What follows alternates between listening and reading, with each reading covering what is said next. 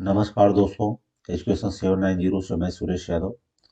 दोस्तों, जो हमारा प्रैक्टिस सेट चल रहा है, ये देखिए 2021 में जो आया हुआ प्रश्न है, उस पे हम आज बताएंगे। तो इसमें देखिए पहला प्रश्न है, हाय रुक गया यही संसार, बना सिंदूर अनलंकार, वात हत लतिका वह सुकुमार, पड़ी है छिन्ना धार। मतलब इसमें इस काव्यांश का प्रतिपाद्य क्या है? तो इसमें देखिए, ए में है स्त्री स्वावलंबी है, पुरुष के बिना स्त्री का कोई अस्तित्व नहीं है, स्त्री के बिना पुरुष अधूरा है, स्त्री पुरुष स्वच्छंद है। तो इसमें देखिए इसका राइट आंसर हो जाएगा, पुरुष के बिना स्त्री का कोई अस्तित्व नहीं है। वैसे पंक्तियां यह जीव और परम ब्रह्म के बारे में लिखी हुई है, ये आप ध्यान रखिएगा। पुरुष यहाँ पे, पुरुष के बिना स्त्री का कोई अस्तित्व नहीं है, तो पुरुष यहाँ परम ब्रह्म है और स्त्री क्या है? जीवात्मा है। स्त्री क्या है? जीवात्मा है। तो इसका राइट आंसर क्या हो जाएगा? बी हो जाएगा। नेक्स्ट देखिए, तो पर बारो उर्वशी सुनि राधिके सुजान, तू मोहन के उर्वशी हवै उर्वशी समान। इन दोहे में सखी राधा से क्या कह रही है? इस दोहे में सखी राधा से क्या कह रही है? तो इसका देखिए डी राइट आंसर हो जाएगा, राधा के रूप की तारीफ करके उसका मान छुड़ाती है। मतलब इसमें सखी राधा से क्या कह रही है? तो राधा के रूप की तारीफ करके उसका मान छुड़ाती है। इसका डी राइट आंसर हो जाएगा। नेक्स्ट देखिए, गीत फरोश कविता में भवानी प्रसाद मिश्र कहना चाहते हैं कि, जो उनकी गीत फरोश कविता है भवानी प्रसाद मिश्र, उसमें क्या कहना चाहते हैं? भवानी प्रसाद मिश्र उसमें क्या कहना चाहते हैं? तो इसमें देखिए, व्यावसायिकता के कारण आज का कवि अपने गीत बेचने के लिए मजबूर है, यह राइट है। और दूसरा, आज का कवि ग्राहक की मर्जी के अनुसार गीत लिखने के लिए अभिशप्त है, अभिशप्त है। तो इस प्रकार यहाँ पे ये दोनों सही हो जाएगा, ए और दो, ए और दो। तब गीत फरोश की कविता के माध्यम से भवानी प्रसाद मिश्र ने बताना चाहा है कि एक तो व्यावसायिकता कवि के लिए मजबूरी कारण बन गई है, और दूसरा वह ग्राहक की मर्जी के अनुसार गीत लिखने के लिए अभिशप्त है। नेक्स्ट देखिए, चौथा में सूची वन सूची दो को मिलान करना है। तो यहाँ देखिए, मिलन के पल केवल दो चार, विरह के कल्प अपार, यह किससे लिया गया है? फिर तुम भूल गए फुर्सत, मोह में कुछ सत्ता है नारी की, सिंधु की निश्चिमता पर लघु लहर का लाश कैसा, दीप लघु सिर पर धरे आलोक का आकाश कैसा। ऊपर वृष्टि हुई तब छा गया, पट गई मह कंकर पात से। तो इसका देखिए जो चौथे का राइट आंसर क्या हो जाएगा? चौथे का राइट आंसर होगा ए। क्या हो जाएगा चौथे का राइट आंसर? ए। कि ए का देखिए चार होगा, यह किसकी रचना है? परिवर्तन से है। यह किससे है? मिलन के पल केवल दो चार, विरह के कल्प अपार, यह परिवर्तन से लिया गया है। इस किससे लिया गया है? परिवर्तन से लिया गया है। तुम भूल गए पुरुषत्व मोह में कुछ सत्ता है नारी की, यह किससे है? कामायनी में है। किससे है? कामायनी में है। सिंधु की निस्सीमिता पर लघु लहर का लाश कैसा, दीप लघु सिर पर धरे आलोक का आकाश कैसा, यह किससे लिया गया है? सांध्य गीत से। कहाँ से लिया गया है? सांध्य गीत से। ऊपर वृष्टि हुई तब छा गया, पट गई मह कंकर पात से, यह कहाँ से है? प्री प्रवास से। इसका मतलब इसका क्या हो जाएगा? चार तीन दो एक। तो इसका ए राइट आंसर हो जाएगा। चौथा का ए राइट आंसर हो जाएगा। अब देखिए पांचवा, भारत दुर्दशा के आखिरी अंक में भारत भाग्य क्या करता है? भारत दुर्दशा के आखिरी अंक में भारत भाग क्या करता है? यह ए भारत को जगाता है। क्या करता है? भारत को जगाता है। अब इसमें छठा देखिए, चंद्रगुप्त नाटक में किस चरित्र की बात पर प्रतिक्रिया व्यक्त करते हुए चाणक्य ने कहा था? चंद्रगुप्त नाटक के किस पात्र पर, किस चरित्र की बात पर, तो ध्यान रखिएगा, किस चरित्र की बात पर प्रतिक्रिया व्यक्त करते हुए चाणक्य ने कहा था, मेरे पास पाणिनि में सिर खपाने का समय नहीं। भाषा ठीक करने से पहले मैं मनुष्य को ठीक करना चाहता हूँ। मैं मनुष्यों को तेह सम बोल रहा है वह रुचि। इसके इस चरित्र की बात पर, वर रुचि की बात पर यह शब्द कहा जा रहा है। इसकी वर रुचि पर। दोस्तों, आजकल एग्जाम के पैटर्न चेंज हो गए हैं, इसलिए आपको हर टॉपिक के अंदर से पढ़ना पड़ेगा। निम्नलिखित में से कौन सी कहानी ठुमरी कहानी संग्रह में नहीं है? इसमें ठुमरी, निम्नलिखित में से कौन सी कहानी ठुमरी कहानी संग्रह में नहीं है? तो इसका राइट आंसर हो जाएगा आदिम रात्रि की महक। आदिम रात्रि की महक, याद रखिएगा, आदिम रात्रि की महक। आठवां देखिए, प्रकाशन वर्ष के अनुसार निम्नलिखित रचनाओं का सही अनुक्रम क्या है? प्रकाशन वर्ष, इसमें देखिए भारत की भाषा समस्या, भारत की भाषा समस्या। तो इसका देखिए राइट जो आंसर होगा वह क्या हो जाएगा? सी। पहले क्या होगी? प्रेमचंद और उनका युग। इसके बाद भारत की भाषा समस्या। फिर हो जाएगा भारतीय युग, हिंदी भाषा की विकास परंपरा। फिर लास्ट में होगा मार्क्स और पिछड़े हुए समाज। तो इसका राइट आंसर सी हो जाएगा। क्या हो जाएगा? राइट आंसर सी हो जाएगा। अब इसमें देखिए नौवां में शब्दार्थ योर अथावस भावेन। विद्या, साहित्य विद्या किसका कथन है? साहित्य विद्या किसका कथन है? तो राइट आंसर बी होगा। किसका है? राजशेखर का। किसका है? राजशेखर का। ये ध्यान रखिएगा, ये कथन कई बार एग्जाम में आता है। 10वां देखिए, सूची 1 के साथ सूची 2 का मिलान करिए। सूची 1 के साथ सूची 2 का मिलान करिए। तो इसका देखिए राइट आंसर क्या हो जाएगा? ये हो जाएगा कि लाहौर यह झूठा सच में है। इसमें है झूठा सच में है। और शिवपालगंज यह राग दरबारी श्रीलाल शुक्ल की रचना जो है। कान्य कुब्ज, इसमें हो जाएगा बाण भट्ट की आत्मकथा।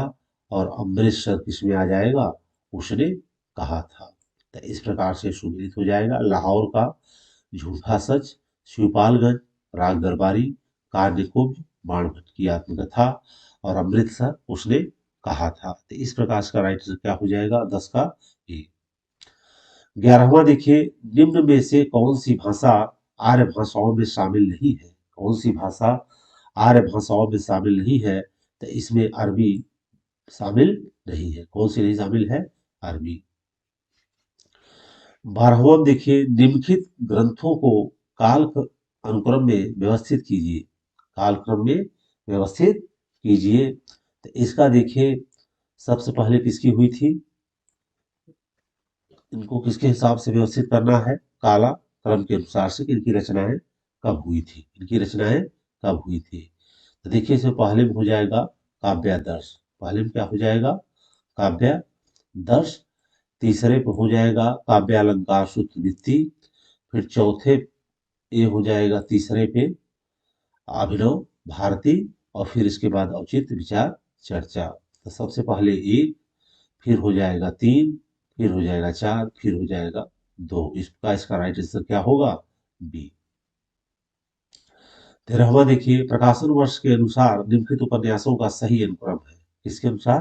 प्रकाशन वर्ष के अनुसार। तो इसमें देखिए राइट आंसर इसका क्या हो जाएगा? ये हो जाएगा।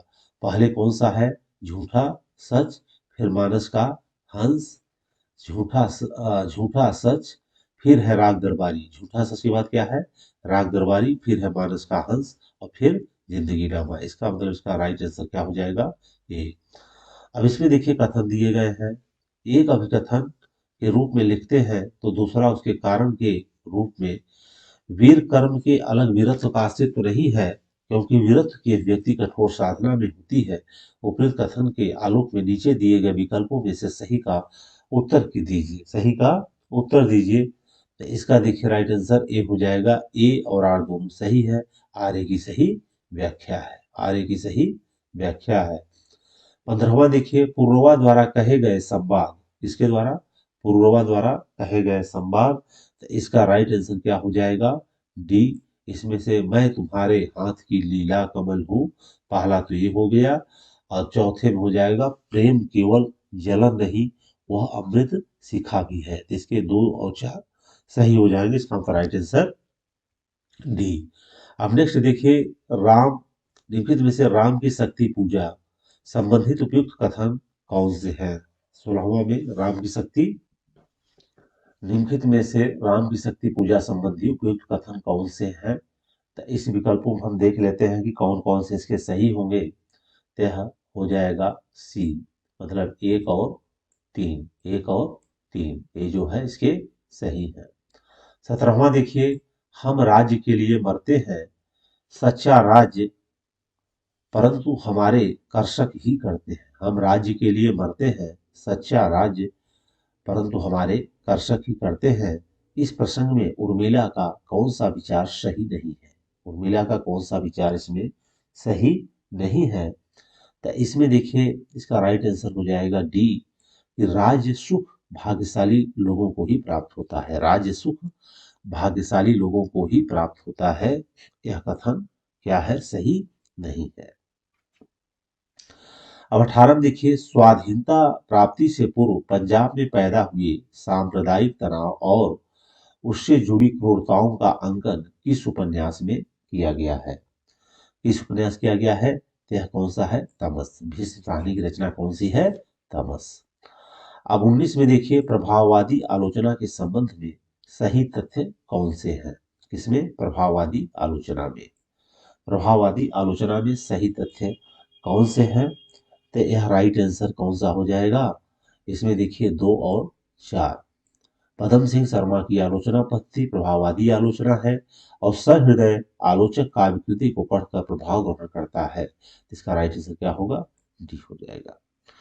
अब देखिए 20 में सूची 1 के साथ सूची 2 का मिलान करना है। राजभाषा आयोग, राजभाषा आयोग का गठन कब किया गया? तो इसमें राजभाषा आयोग का गठन देखिए 1955 में। राष्ट्रपति आदेश, राष्ट्रपति राजभाषा आयोग का गठन, राजभाषा आयोग का गठन 1955 में। और राष्ट्रपति का आदेश हो जाएगा 1960 में। राजभाषा अधिनियम 1963 में और राजभाषा नियम 1976 में। ये इसका सही है। इस प्रकार इसका ये राइट आंसर हो जाएगा। अब 21 में देखिए, एक कथन ए के रूप में लिखित है, दूसरा उसके कारण। उपन्यास मानवेतर चित्रण का निषेध करता है क्योंकि वह मानव चित्रण पर विशेष बल देता है। उपयुक्त कथन में आलोक में नीचे दिए गए विकल्पों में से सही उत्तर का आप चयन कीजिए। तो इसका देखिए राइट आंसर हो जाएगा डी। ये असत्य है लेकिन आर इसका सत्य है, मतलब ये असत्य कहा गया बट आर क्या है? इसका सत्य है। नेक्स्ट देखिए 22, नीचे 2 कथन दिए गए हैं, तो इसको हम देखते हैं। नाटक का एक उद्देश्य जन उपदेश है, कारण में क्योंकि नाटक में उपदेश के सिवा कोई और बात नहीं हो सकती। नाटक का एक उद्देश्य क्या है? जन उपदेश है। और दूसरा बता रहे हैं क्योंकि नाटक में उपदेश के सिवा कोई और बात नहीं हो सकती है। तो इसका देखिए राइट आंसर क्या हो जाएगा? सी। ये सत्य है लेकिन आर असत्य है क्योंकि नाटक में उपदेश के अलावा और कुछ चीजें भी हो सकती है। लाला श्रीनिवास दास की रचनाएं हैं। लाला श्रीनिवास दास की रचनाएं कौन कौन सी हैं? तो इसमें देखिए इसका राइट आंसर हो जाएगा प्रहलाद चरित और रणधीर प्रेम मोहिनी। प्रहलाद चरित और रणधीर प्रेम मोहिनी, इसका मतलब इसका ए राइट हो जाएगा। 24 में देखिए, चंद्रदेव से मेरी बातें हिंदी साहित्य की पहली कहानी थी जिसने अपने समय की राजनीति और अर्थनीति को केंद्रीय कथ्य बनाया। यह किसका कथन है? चंद्रदेव से मेरी बातें हिंदी साहित्य की पहली कहानी थी जिसने अपने समय की राजनीति और अर्थनीति को केंद्रीय कथ्य बनाया। यह किसका कथन है? यह कथन किसका है? तो इसका देखिए राइट आंसर हो जाएगा भवदेव पांडे का। किसका हो जाएगा? Bhavdev Pandey, right answer D. 25 में देखिए, निम्नलिखित में से किसके मतानुसार इतिहास की व्याख्या द्वंदात्मक पद्धति के आधार पर होनी चाहिए? इतिहास की व्याख्या किसके आधार पर होनी चाहिए? द्वंद्वात्मक ते बता रहे हैं हीगल। हीगल ने कहा था इतिहास की व्याख्या द्वंद्वात्मक पद्धति पे होनी चाहिए। 26 में देखिए प्रकाशन वर्ष के अनुसार निम्नलिखित रचनाओं का सही अनुक्रम क्या है। प्रकाशन वर्ष के अनुसार तो निम्नलिखित रचनाओं का सही प्रकाशन वर्ष क्या है, तो इसमें देखिए 4 3 4 3 2 1। पहले हिंदी साहित्य की भूमिका, कबीर, हिंदी साहित्य का आदिकाल और मध्यकालीन स्वरूप। इसका राइट आंसर डी हो जाएगा। अब देखिए 27 में चंद्रबड़ाई ने पृथ्वीराज रासो निम्नलिखित में से मुख्यतया किस छंद का प्रयोग किया है। यहाँ पे क्या हो जाएगा किस। तो इसमें देखिए चंद्रबड़ाई ने पृथ्वीराज रासो निम्नलिखित में से किस छंद का प्रयोग किया है। इसका किस छंद का प्रयोग किया है, इसमें क्या हो जाएगा कवित्व। इसका किया है उन्होंने कवित्व का। इसमें पृथ्वीराज रासो में। तो 27 का क्या हो जाएगा आपका सी हो जाएगा। 28 में देखिए निम्नलिखित में से कौन चंदनबाला रास के रचयिता है। चंदनबाला रास के रचयिता कौन है, तो इसका राय आंसू। आंसू कवि जो है यह चंदनबाला रास के रचनाकार है। चंद्रबाला रास रचनाकार कौन है, आंसू कवि है। कौन है, आंसू कवि। ये सब जैन कवि है। 29 देखिए निम्नलिखित में से किसका संबंध मनोविश्लेषणवाद से नहीं है। मनोविश्लेषणवाद से नहीं है तो कामवृत्ति, पाठ संरचना, अहम या मनोविश्लेषण पद्धति। तो इसका देखिए राइट आंसर हो जाएगा पाठ संरचना। पाठ संरचना क्या है, मनोविश्लेषणवाद से संबंधित नहीं है। अब 30 में देखिए सूची 1 के साथ सूची 2 का मिलान कीजिए। तो इसमें देखिए क्या क्या है आपका, इसका देखिए राइट आंसर क्या हो जाएगा बी। मतलब इसमें देखिए ए का हो जाएगा 4, दलित जीवन, धरती धन न अपना, धरती धन न अपना। इसके बाद देखिए राजनीतिक बोध में तमस हो जाएगा। जीवन परक उपन्यास, मानस का हंस, आत्मकथात्मक शैली, शेखर एक जीवनी। इसका मिलान रहेगा तो इसका राइट आंसर 4 हो जाएगा। 31 में देखिए किस वस्तु के प्रत्यक्ष ज्ञान या भावना से हमारी सत्ता के जितना ही अधिक तिरोभाव हमारे मन की उस वस्तु के रूप में जितनी ही पूर्ण परिणत होगी, उतनी ही बढ़ी हुई हम सौंदर्य की अनुभूति की जाएगी। यह कथन किसका है, यह कथन किसका है, यह कथन। फिर नेक्स्ट देखिए 45 रामचंद्र शुक्ल ने उसने कहा था कहानी के बारे में लिखा है। क्या उसने कहा था, तो इसका देखिए राइट आंसर क्या हो जाएगा सी हो जाएगा। उसमें भीतर से प्रेम का एक स्वर्गीय स्वरूप झांक रहा है। और दूसरा है इसकी घटनाएं ही बोल रही है, पात्रों को बोलने की अपेक्षा नहीं है। तो इसका राइट आंसर क्या हो जाएगा सी। 46 में देखिए अंडरस्टैंडिंग पोएट्री कविता के लेखक है। अंडरस्टैंडिंग इसकी अंडरस्टैंडिंग पोएट्री कविता के लेखक हैं। तो इसका राइट आंसर क्या होगा क्लिंथ ब्रुक्स। क्लिंथ ब्रुक्स की यह रचना है अंडरस्टैंडिंग पोएट्री। 47 देखिए निम्नलिखित में से किस उपन्यास में ईस्ट इंडिया कंपनी द्वारा भारत के आर्थिक शोषण और लूट का यथार्थ चित्रण हुआ है। भारतीय लूट का यथार्थ चित्रण हुआ है। तो इसमें देखिए किसमें हुआ है, परीक्षा गुरु में। इसमें हुआ है परीक्षा गुरु। निम्नलिखित में से किस उपन्यास में ईस्ट इंडिया कंपनी द्वारा भारत के आर्थिक शोषण और लूट का यथार्थ चित्रण हुआ है। यह परीक्षा गुरु, रचना लाला श्रीनिवास दास और year 1882। Very very important book है, याद रखिएगा 1882। कामता प्रसाद गुरु। कामता प्रसाद गुरु के अनुसार निम्नलिखित का हिंदी भाषा की उत्पत्ति के अनुसार सही क्रम है। इसके अनुसार कामता प्रसाद गुरु के अनुसार निम्नलिखित का हिंदी भाषा का सही उत्पत्ति का क्रम है। तो यह क्या हो जाएगा, कामता प्रसाद गुरु के अनुसार निम्नलिखित का हिंदी भाषा की उत्पत्ति के अनुसार सही अनुक्रम है। यह सौर सैनिक, नागर अपभ्रंश, पश्चिमी हिंदी और वर्तमान हिंदी। 1 2 3 4। अब नेक्स्ट देखिए इसका है 49 में निम्नलिखित में से अध्यापक पूर्ण सिंह के निबंध हैं। इनके तो से अध्यापक पूर्ण सिंह के निबंध है, इसका क्या हो जाएगा राइट आंसर डी 1 और 3। कन्यादान और सच्ची वीरता अध्यापक पूर्ण सिंह की रचना है। अब इसमें देखिए नेक्स्ट है 50वां। कै बिरहिन को मीच दे, कै आपा दिखलाए, 8 पहर का दाछड़ा, मुंह पै सहा न जाए। इन पंक्तियों में प्रेम की किस स्थिति का वर्णन हुआ है?